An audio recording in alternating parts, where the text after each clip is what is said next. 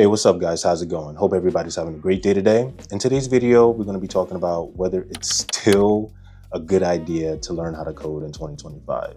Now, I got 5 reasons why you might want to stick to coding, and whether these 5 reasons resonates with you will actually help you continue your path into becoming a programmer or a coder, all right? So number 1 is that if you were to go on a web app or a website and you notice that there's fundamental flaws with it, like the navigation sucks, just the way the page is laid out, and you really want to fix that problem, then that means that you are a builder. You're someone that actually wants to solve the issue and build it on your own, okay? Now, if you're just all about just writing code just for the fun of it, I mean, it depends on what problems you're going to try to solve, and then also what projects you're going to be building. But the ones that actually take the initiative to go on a website, understand what the fundamental flaws are, document it, then try to attempt to build the same project on their own and solve the problem and make it more efficient, is going to be the way to go. And it's going to show that you actually are passionate about coding. It's going to show that you actually want to do this for a living, because it's not all about just solving small bugs to where like the bug itself is just like change this button color or make this text as a hyperlink. None of that stuff. There's going to be a lot of fundamental issues with the layout not being responsive for certain devices, whether it's desktop, laptop, or mobile, whether the data workflow for a particular function is not working correctly to where it's causing a lot of stop gaps in between getting the data versus processing it. If you're able to understand that flow and then, just look at the errors that's in the console log of the browser, screenshot that, and then take care of the problem itself, you're gonna have more fun building and actually getting things done and working on a real world problem. Like not this to-do list app or a weather app. You're actually building a real world application or website and maintaining it and showing that you can actually do so. And say, for example, you solved the problem for a company website, you could reach out to them directly and just tell them like, hey, I solved this problem for you guys. I found this, and I would love to be on your team and actually help you solve additional problems. I think that's the best way to go. And also networking is very important as well. But, you take an initiative, finding the issue, solving the problem, and actually taking action to do it will show how hungry you are and how valuable you are as a programmer, all right? So you don't have to be perfect when it comes to coding. If you know the fundamentals, that you understand at least the basics, it could take you so much further, and you could just start iterating and learning on your own to solve these problems, all right?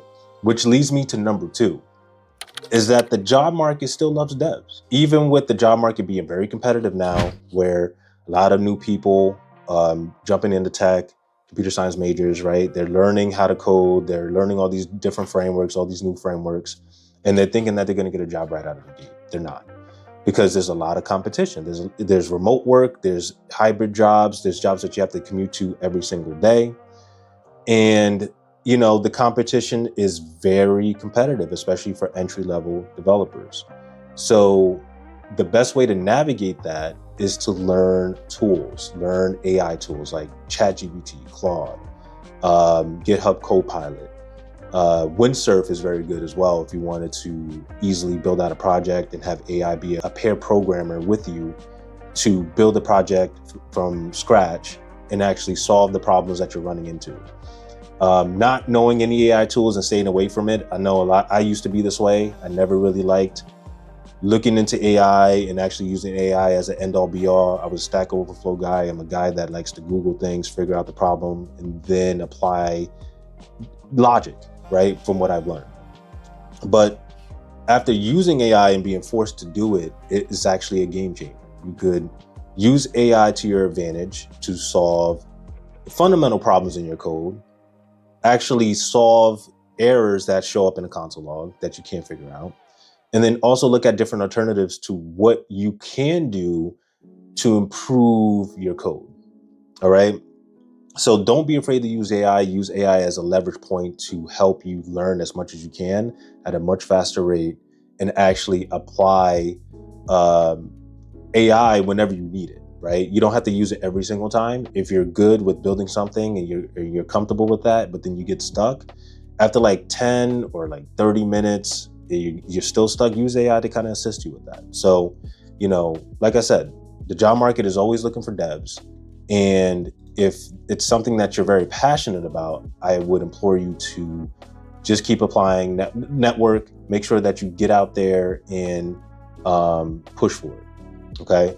Number 3 is if you love to solve problems, like with the first one, right? You saw a problem, you wanted to solve it, and you wanted to provide a solution.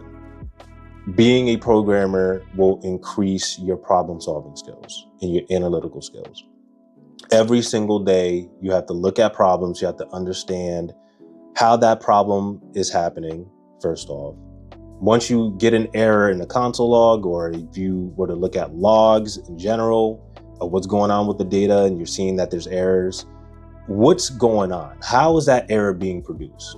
Okay, you could use third-party tools like Sentry, which is like, it's just a layer around your app that will track errors that come up. It will give you the replay of how that error was reproduced, and you can try to do it on your own. You have to investigate and understand the data logs and trace your way to finding out what is causing that problem. Okay, so this is gonna help you with just being in control of what's going on, and then also technically understanding the system. So the more you code and the more bugs that are introduced because of the coding, the easier it will be for you to solve these problems and actually increase your analytical skills about what's happening. And then once you understand that, it should be good to go. Number 4 is that, say for example, if you like what you're doing right now, right? You got another job, you're teaching somewhere, or you're doing something else within a different space, and you're looking at coding as a hobby. Then you could freelance and actually do it as a side hustle if you want to. And you could spend after work an hour or 2 learning how to code, building projects, and doing that consistently every single day. If you do that every day, you're gonna get better. So if you wanna do coding on the side, the easiest way to do it is if there's a mom and pop shop in your area that has a website, just to get started, right? They got a website and they can't update it correctly. There's just a lot of fundamental problems with it. They can't find it on the web, it's not doing well in Google search rankings. Then you could provide that as a service. You could improve their website, you could add pages to the website, SEO optimization, you could do all these things if that's something that you want to do. And if that's the case, then just work on it every single day until you start freelancing. And then if you want to make it a full-time gig to where you're comfortable and you're actually getting credibility for your work, then that's the way to go. But just don't jump into it thinking that, okay, I just started learning these basics on how to build a website and that easily I'm going to be able to freelance. That's not the case. Trust me.